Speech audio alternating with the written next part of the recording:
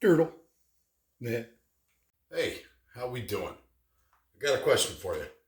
How many of you put off a holiday to the last minute, or perhaps forget about it and go on that wonderful scramble for, oh crap, what do I make?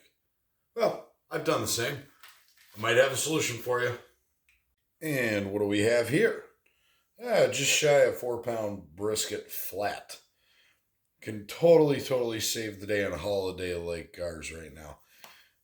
St. Patrick's Day, traditional with the corned beef and everything else. But my family kind of likes brisket. They're not really into pastrami and corned beef, so we're just going to improvise today. I already had it on hand. The wife laid down a challenge while she was on another training trip to see if I could pull off a St. Patrick's Day dinner without actually having to purchase anything but stuff that we already had. So we're definitely going to cut some corners. Unfortunately, this is not getting smoked today. I'm going to take just a little bit more of the fat cap off on this side, season her up with my salt, pepper, garlic, and I'm actually going to bake it. I'm going to pretend like it's on the smoker. I'm going to set the stove for about 250 degrees. I'm going to put a heat probe thermometer in this. That's something I could explain at a later date. Keep an eye on the temperature, and when she's about done, we'll bring her out, and then we'll bring you back for the next step. Okay? Sweet. So keep following us. We'll get tracking here in a minute. And with the miracle of time, here's our little brisket flat. I figure I baked that for about 10 hours. After I got it up to the ideal temperature that I wanted it at, I actually rested it down quite a bit. Most brisket flats don't tend to have a lot of great intermuscular fat, but this one did. And I didn't want to risk cubing it up and having all those wonderful juices just bleed out of it. And then you'd end up with a drier, chalkier meat, believe it or not. So what I'm going to do next is cube this up, get it into reasonable size pieces.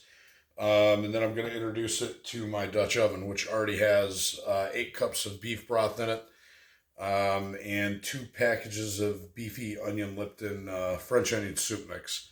I figured that'd be a great flavor dynamic for it. And also, I was supposed to try to make this whole entire meal out of things that are in the house. That was the challenge the wife gave me. So, funny enough, looking through the freezer, you gotta love a vacuum seal bag. We had made a little bit of it was supposed to be for a soup originally, but it was just boiled potatoes, carrots, and cabbage a little while back, and vacuum sealed it and sat it in the freezer for a while, and I kind of forgot about it. And wouldn't you figure that would be a great mix for this St. Patrick's Day style stew we're going for. So let's get this cut up in the nice chunks, and then we can go get this introduced to that pot. Oh, wow, that's still actually juicy and shiny, even though I chilled it out. Oh, I ain't gonna lie. The smell of brisket, whether it's smoked, whether it's baked, or if you're like Guga and you deep fry it, I'd like to experience that someday too. Oh, gosh, it's intoxicating.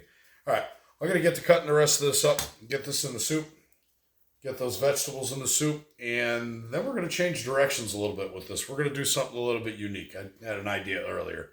So hang out, and I'll be right back. All right, you know what? I got to show you that. And that was rested all the way down to 120 degrees, and it is just glistening. I've already stolen a few bites, and I got to stop doing that before I eat all of this before I even make a soup. And then the wife just gets vegetable soup. I can't help it, though. It's so darn good. Another word of caution. Be careful with the amount of salt you put in this super stew if you recreate it. Because this brisket already has a ton of salt on it. You don't want to over-season your soup. All right, now I'm going. All right, so anybody can eat out of a bowl. That's fine.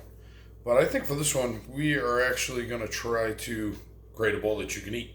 So what I'm recommending for this is, I'd originally say flaky layer biscuits, but we're going to use croissant rolls because that's what I had on hand. And what we're going to try to do is put 2 of them together to create 4 bowls. We'll see how it works. It's hard to say, because we are straight up shooting from the hip with this. It's fun of being creative, though, with cooking. Like I said previous videos, be your own culinary artist. Oh boy.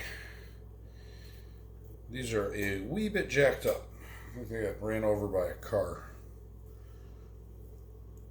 Crazy thing is I just took these out of the refrigerator, but whatever. We're going to figure out a way to make this work. Oh yeah, that should be able to work. That should be able to work. This one needs CPR and resuscitation, but I think we can make that one work too. Alright, so years after all my playing with puzzles and such, finally starting to work out. So these won't fit this perfectly. This is a larger muffin tin, but keeping in mind, it is a dough. You can shape it, you can move it, and it's a vessel at the end of the day. So it does not have to be perfect.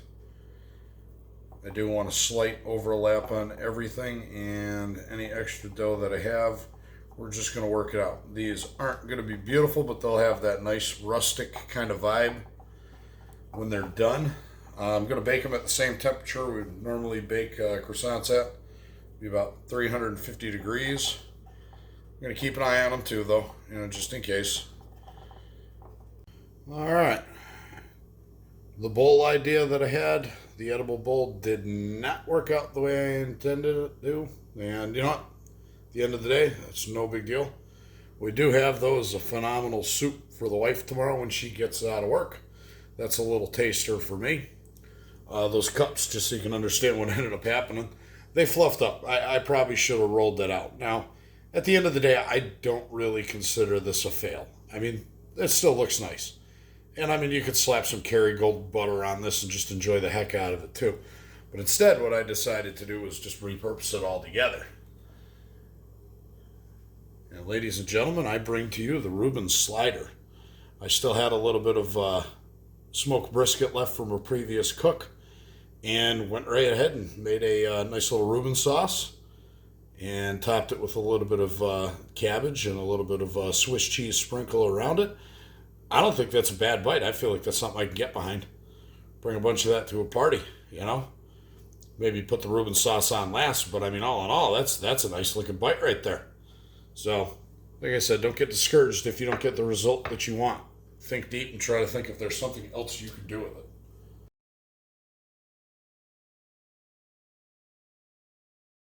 And since I've already eaten a big dinner, I'm actually not going to get into these today. Probably snack on them here in a little bit, though. I do want to thank you guys for coming. I hope all you guys have a great St. Patrick's Day. I also want to do a huge shout out to Chud's Barbecue. He shouted me out in his live chat last week, and consequently, because of that, I'd say about 98% of my subscribers right now are specifically because of him. So, sending out a lot of love to him and his family. I really appreciate you. And if you guys tune in next weekend, I'm going to start my next step in the multi-meat series. Not going to tell you what it is, though, but I already know you guys are going to like it. It's actually really good stuff. If you could, click the like, share, and subscribe button, and we'll catch you next weekend. That's all, folks.